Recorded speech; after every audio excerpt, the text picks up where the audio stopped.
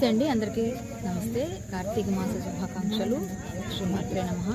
ఈరోజు అలంపూర్ జోగులాంబలో శ్రీ శ్రీ శ్రీ అభిషేక్ పూజారి మహారాజ్ కుంకుమార్చన కార్యక్రమంలో నేను కూడా అందులో నేను ఒక కమిటీలో ఉన్నందుకు సంతోషిస్తూ ఈరోజు అమ్మవారి పంచమ అంటే మన అష్టాదశ శక్తిపీఠాల్లో పంచమ పీఠం ఇది. సో మన అమ్మవారి జోగులాంబ అమ్మవారిని దర్శించుకుంటేనే చాలా చాలా సంతోషంగా అనిపిస్తుంది. ఎందుకంటే అమ్మ దయ ఉంటే అన్నీ ఉన్నట్టే.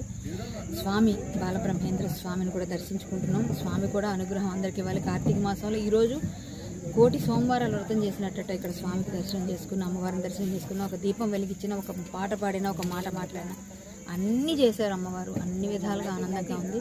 అమ్మవారిని దర్శించుకున్నందుకు అందరినీ చల్లగా చూడమని, మీ అందరూ బాగుండాలి, అందులో నేను కూడా ఉండాలని కోరుకుంటూ శ్రీమాత్రే నమః.